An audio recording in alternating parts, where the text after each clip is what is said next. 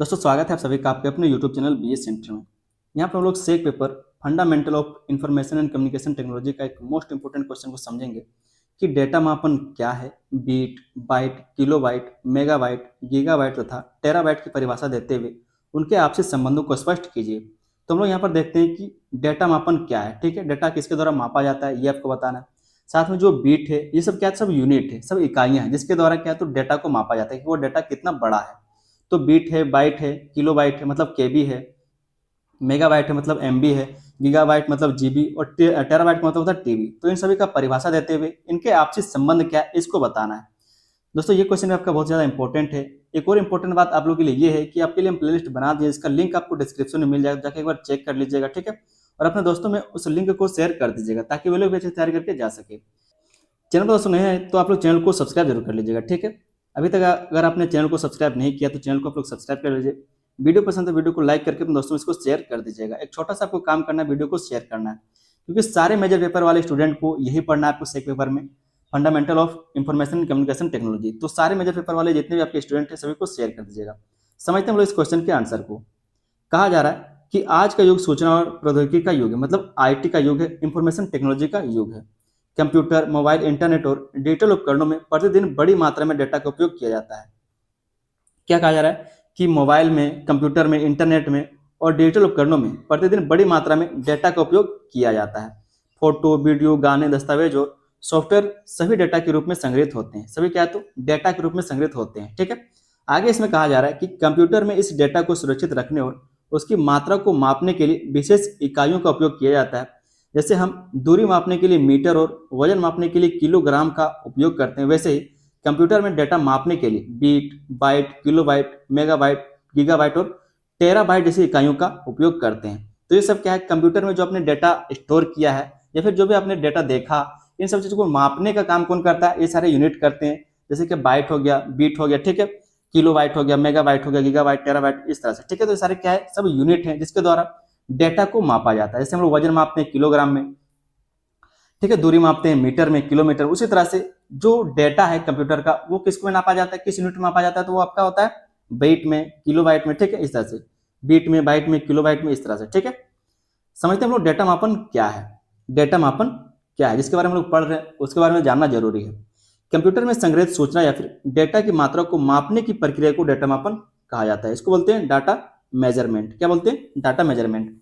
तो कंप्यूटर में जो भी आपने संग्रहित किया सूचना है या फिर जो डेटा है उसकी मात्रा को मापने की जो प्रक्रिया होती है उसी को डेटा मापन कहा जाता है, डेटा मापन कहा जाता है। ठीक है, अगर आसान भाषा में समझना चाहें, सरल शब्दों में समझे तो कंप्यूटर में डेटा कितना स्थान घेरता है इसे मापने की प्रक्रिया को डेटा मापन कहते हैं। कंप्यूटर में आपके द्वारा जो वीडियो डाला गया है, जो आपने फोटो खिंचवाया है, जो आपका फाइल है, वो कितना जगह घेर रहा है, उसके मापने की जो प्रक्रिया होती है उसी को डेटा मापन कहा जाता है। ठीक है, डेटा मापन की सहायता से यह पता लगाया जाता है कि कोई फाइल, फोटो, वीडियो या फिर सॉफ्टवेयर कितनी मेमोरी का उपयोग कर रहा है। उदाहरण के लिए एक छोटा टेक्स्ट दस्तावेज कुछ किलोबाइट हो सकता है। जो एक छोटा सा टेक्स्ट दस्तावेज, जैसे कि ये मेरा जो पीडीएफ है, ठीक है, ये 200 केबी का होगा, 200 किलोबाइट का होगा। ठीक है, तो कुछ किलोबाइट का ये हो सकता है। एक फोटो कुछ मेगाबाइट की हो सकती है, अगर एक अच्छा कैमरा से आपने फोटो लिया है तो कुछ एमबी का हो सकता है। और एक फिल्म जो है वो कई गीगाबाइट का हो सकता है, मतलब कई बार क्या है तो कई जीबी का हो सकता है। जैसे कई, अब जितना एचडी में फिल्म को डाउनलोड करेंगे उतना ज्यादा एमबी लेगा वो, ठीक है, उतना ज्यादा जीबी लेगा। तो उसके बारे में कहा जाए एक फिल्म और जो बड़े बड़े फाइलें होती है वो कितनी जीबी में हो सकती है। तो ये आपका हो गया डाटा मापन। आगे हम लोग देखते हैं इसकी जो यूनिट्स हैं, इसके जो इकाई हैं, जैसे कि आपका बीट हो गया, बीट। ठीक है, बीट कंप्यूटर डेटा की सबसे छोटी इकाई होती है। जो सबसे छोटी इकाई होती है कंप्यूटर को नापने के लिए, कंप्यूटर में डेटा स्टोर कर नापने के लिए, वो होता है बीट। बीट शब्द बाइनरी डिजिट से बना है। इसमें केवल दो मान होते हैं, इसमें केवल दो ही मान होता है। ये बाइनरी डिजिट से बना हुआ है, मतलब जीरो और एक। बाइनरी में सिर्फ दो ही अक्षर होता है, एक होता है जीरो और एक, एक। ठीक है, और इसी के माध्यम से कंप्यूटर सारी चीजों को समझता है। कंप्यूटर जो हमारी बातों को सुनता समझता है, वो ऐसा नहीं कि अगर हम लिखते हैं कि हिंदी गाना बजाओ तो हिंदी गाना वो थोड़ी समझता है क्या होता है। जब हम लिखते हैं हिंदी गाना तो हिंदी गाना को एच को वो अपने हिसाब से 01 में ट्रांसफर करता है, आई को अपने हिसाब से 01 में ट्रांसफर करता है, और जो सीपीयू होता है वो सारी चीजों को ट्रांसफर करता है। ठीक है, ये जो हिंदी आपने लिखा, सीपीयू इन सब चीजों को बाइनरी डिजिट में ट्रांसफर करता है, ठीक है, बदलता है। और उसके बाद वो जो कंप्यूटर हमारे बातों को समझ पाता है कि क्या बजाने के लिए कहा गया, तब जाकर के हमें वो गाना सुनाता है। ठीक है, तो कंप्यूटर का कोई भाषा है तो वो होता है बाइनरी डिजिट, जीरो और वन में वो भाषा को समझता है। कहा जा रहा है इसमें जो बीट है, इसका जो यूनिट है बीट, इसमें कहा जा रहा है कि बीट कंप्यूटर डेटा की सबसे छोटी इकाई होती है। बीट शब्द बाइनरी डिजिट से बना है, इसमें केवल दो मान होते हैं, 0 और 1। कंप्यूटर सभी प्रकार की जानकारी को 0 और 1 के रूप में समझता और संग्रहित करता है। जितना भी जानकारी कंप्यूटर में रखा गया है, जितना भी डेटा आपने संग्रहित किया है, फिर जो भी आपने कंप्यूटर से मांगा, सब कुछ वो 0 और 1 के रूप में ही समझता है और देता है हमें। इसलिए बीट कंप्यूटर की मूल इकाई मानी जाती है। कहा जा रहा है कि इसलिए जो बीट है वो कंप्यूटर का मूल इकाई माना जाता है, क्योंकि इसी से सब कुछ कंप्यूटर समझता बुझता है। उदाहरण के लिए यदि कंप्यूटर को कोई निर्देश दिया जाता है तो वह उसे बीट के रूप में समझता है। हम आपको शुरू में बताया कि अगर आप कंप्यूटर को बोलते हैं गाना बजाओ, तो गाना बजाओ वो थोड़ी समझता है, वो फिर उस चीज को जो आपका बीट है, जिसको बोलते हैं बाइनरी सिस्टम, बाइनरी डिजिट, तो उसमें वो कन्वर्ट करता है 0 और 1 में कि क्या कहा गया। जो सीपीयू है वो ये काम करता है, और फिर जाकर कंप्यूटर को बोलता है कि गाना बजाने के लिए कहा जा रहा है तो गाना बजाओ, इस तरह से होता है। ठीक है। दूसरा जो इसका यूनिट है वो है बाइट। क्या है? बाइट। 8 बिट मिलकर 1 बाइट बनाते हैं। अगर 8 बिट होगा तो इक्वल टू होगा 1 बाइट। ठीक है, 1 बाइट होगा। ठीक है, इस तरह से बाइट कंप्यूटर में डेटा संग्रहण की सामान्य इकाई होते हैं। जो डेटा संग्रहण इसका सामान्य इकाई होता है, छोटा सा मतलब थोड़ा सा बड़ा। 1 बाइट में सामान्यतः एक अक्षर या फिर चिन्ह संग्रहित किया जा सकता है। अगर आप ए लिखते हैं तो 1 बाइट के बराबर होगा। ठीक है। कहा जा रहा है कि उदाहरण के लिए यदि हम अंग्रेजी का अक्षर ए लिखते हैं तो उसे संग्रहित करने के लिए लगभग 1 बाइट की आवश्यकता होती है, मतलब 8 बीट। ठीक है, 1 बाइट मतलब क्या? 8 बीट। बाइट का उपयोग छोटे डेटा को मापने के लिए किया जाता है। जो छोटे डेटा है, जैसे कॉमा देते हैं आप लोग, बिंदु देते हैं, 1 2 लिखते हैं, एक ए लिखते हैं, बी लिखते हैं, उसको मापने के लिए क्या है? तो बाइट है। अब तीसरा जो यहाँ पर यूनिट है, जो तीसरा यूनिट जो इकाई है वो है किलो बाइट, जिसको बोलते हैं केबी, किलो बाइट। ठीक है। तो 1024 बाइट मिलकर 1 किलो बाइट बनाते हैं। 1024 जब बाइट मिलेगा तब जाकर वो 1 केबी बनेगा। ठीक है, 1 केबी में तो हमारा इंटरनेट चलता भी नहीं है, तो 1 केबी वो बनता है। किलो बाइट का उपयोग छोटे दस्तावेजों और टेक्स्ट फाइलों को मापने के लिए किया जाता है। जैसे आपके जो छोटे छोटे फाइल हैं, जैसे आपने कुछ लिखा, किसी को मैसेज किया, कोई जो पीडीएफ आपने बनाया उसको वहां पर रखा है, तो वो केबी में होता है। तो उसको छोटे जो दस्तावेज, उसको टेक्स्ट फाइलों को मापने के लिए किया जाता है वो कितना केबी का है। उदाहरण के लिए देख सकते हैं, एक साधारण टेक्स्ट फाइल, जो एक साधारण टेक्स्ट फाइल आपने बनाया है, ठीक है, उसको मापने के लिए केबी का उपयोग करते हैं। एक छोटा नोट दस्तावेज, जो आपने एक छोटा सा नोट्स बनाया, उसको मापने के लिए केबी का इस्तेमाल करते हैं। अक्सर कुछ केबी का होता है, सब क्या है तो कुछ केबी का ही होता है, या बाइट से बड़ी इकाई होती है। पहले होता है बीट, फिर बाइट, और फिर होता है किलो बाइट। ठीक है। अगला जो इसका यूनिट है डाटा मैपन का, वो है मेगाबाइट, जिसको बोलते हैं हम लोग एमबी। एमबी, ठीक है, एमबी आप लोग समझते होंगे।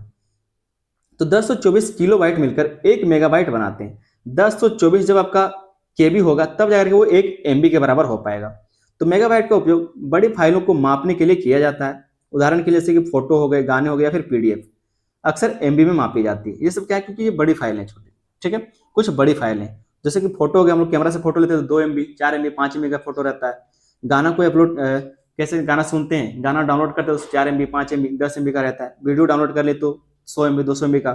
अगर पीडीएफ फाइल डाउनलोड करते हैं तो वो भी कुछ एमबी में रहता है, 2 एमबी, 4 एमबी। ठीक है, तो हम लोग इसमें एमबी में मापते हैं। कहा जा रहा है कि अक्सर एमबी में मापी जाती है। यदि किसी मोबाइल में 5 एमबी की फोटो है तो इसका अर्थ है कि वह फोटो काफी अधिक मेमोरी का उपयोग कर रही है, क्योंकि आप सोचिए पहले वो बीट में था। ठीक है, क्या था? वो बीट में था, और बीट में कितना होता है? और 8 बीट जब मिलता है वो होता है बाइट। समझिए, सबसे छोटा क्या था? बीट, जिसमें 0 और 1 से क्या तो कंप्यूटर चीजों को समझ रहा था, मतलब 0 वाले चीजों को।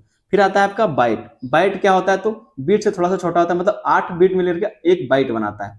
और फिर जो बाइट है वो 1024 बाइट मिलकर 1 केबी बनाता है, 1 किलो बाइट बनाता है। और फिर वो क्या करता है, जब 1024 केबी मिलता है तब जाकर के 1 एमबी बनता है। आप सोचिए कि एमबी कितना बड़ा होता है, अगर 5 एमबी का कोई चीज है तो कितना बड़ा होगा, लेकिन हम लोग को पता नहीं चलता है।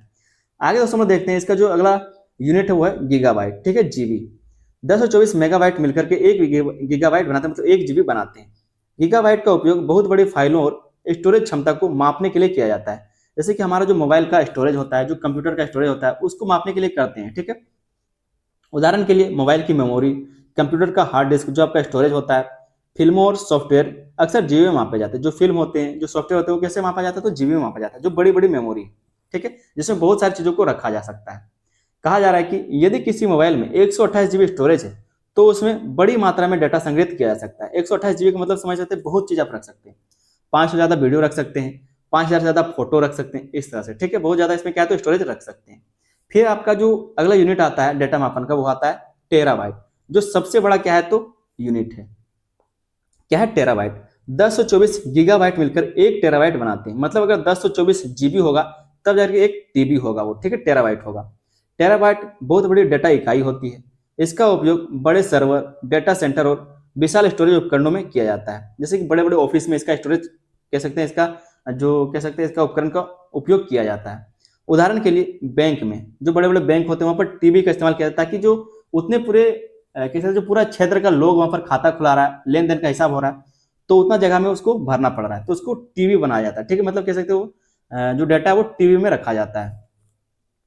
बड़े बैंक में, कंपनियों के बड़े बड़े सर्वर में क्लाउड स्टोरेज, ठीक है, अक्सर टीबी में मापे जाते हैं। जो क्लाउड स्टोरेज है वो सब क्या है, तो टीबी में रहते हैं, ताकि वहां पर ज्यादा से ज्यादा डाटा को संग्रहित किया जा सके। जैसे आपका बैंक हो गया तो वहां पर बहुत ज्यादा डाटा को संग्रहित करना पड़ता है, तो सब किसमें होता है, टीबी में होता है। यदि किसी हार्ड डिस्क की क्षमता 1 टीबी है तो उसमें लाखों फोटो और हजारों वीडियो सुरक्षित रखे जा सकते हैं। जैसे अगर आप लोग लैपटॉप लेते हैं तो उसमें 16 टीबी रहता है, ठीक है। मान लीजिए 16 टीबी, 1 टीबी का, 5 टीबी का, 8 टीबी का है, तो वो क्या है, उसमें लाखों लाखों क्या तो फोटो रख सकते हैं, हजारों क्या तो वीडियो को सुरक्षित रख सकते हैं। तो इतना ज्यादा डाटा वहां पर संग्रहित कर सकते हैं। ये सब क्या है, तो सब डाटा मापन का सब इकाई है, ठीक है। ये आपको बताने के लिए कहा गया था। आगे दोस्तों आपके क्वेश्चन में ये कहा गया था कि डेटा इकाइयों का आपसी संबंध बताइए। तो डेटा इकाइयों का हम लोग यहाँ पर आपसी संबंध देखेंगे, ठीक है। कंप्यूटर में सभी डेटा इकाइयां एक दूसरे से जुड़ी होती है। छोटी इकाई मिलकर बड़ी इकाई बनाती है। पहले बिट होता है, फिर बाइट, फिर किलोबाइट, फिर मेगाबाइट, फिर गीगाबाइट, फिर टेराबाइट, ठीक है। इस तरह से इनका संबंध निम्न प्रकार है। एक बाइट में 8 बिट होता है। कितना होता है, एक बाइट में 8 बिट होता है, ठीक है। मतलब अगर 8 बिट होगा तब जाकर एक बाइट वो कहलाएगा। फिर होता है 1 किलोबाइट। 1 किलोबाइट में 1024 बाइट होता है। मतलब 1024 बाइट होगा तब जाके 1 केबी होगा। फिर है 1 मेगाबाइट, 1 मेगाबाइट, ठीक है। 1024 किलोबाइट, 1024 किलोबाइट होगा तब जाके वो 1 MB कहलाएगा, ठीक है। 1024 केबी होगा तब 1 MB कहलाएगा। फिर है 1 जीबी, 1 जीबी तब होगा जब 1024 MB रहेगा। फिर होगा 1 टेराबाइट, एक टेराबाइट तब होगा जब 1024 जीबी आपके स्टोरेज रहेगा तब, ठीक है। तो इस प्रकार से जैसे जैसे डेटा की मात्रा बढ़ती है बड़ी इकाइयों का उपयोग किया जाता है। जैसे डेटा का मात्रा बढ़ता है उसी तरह से बड़ी इकाइयों का उपयोग किया जाता है। अगर छोटी चीज है, एक अक्षर लिख रहा है तो आपने बाइट में लिख लिया। अगर कोई छोटा सा फाइल है तो उसको किलोबाइट में कर लिया। अगर उससे बड़ा फाइल है तो उसमें मेगाबाइट में कर लिया। इस तरह से आगे दोस्तों हम लोग देखते हैं डेटा मापन का महत्व। डेटा मापन का महत्व क्या है। कहा जा रहा है कि डेटा मापन का महत्व बहुत अधिक है, क्योंकि इसकी सहायता से हम यह पता चलता है कि कोई फाइल कितनी मेमोरी ले रही है और किसी स्टोरेज डिवाइस में कितना डेटा सुरक्षित रखा जा सकता है। डेटा मापन का महत्व क्या है, तो जैसे हमारा फोन है तो 128 GB का स्टोरेज, तो उसमें समझते हैं हम लोग कि कितना इसमें हम जो डाटा है उसको स्टोर कर सकते हैं। तो इससे हमें मापने में सहायता मिल सकता है। मोबाइल, कंप्यूटर और इंटरनेट की गति तथा स्टोरेज क्षमता को समझने के लिए डेटा मापन आवश्यक है।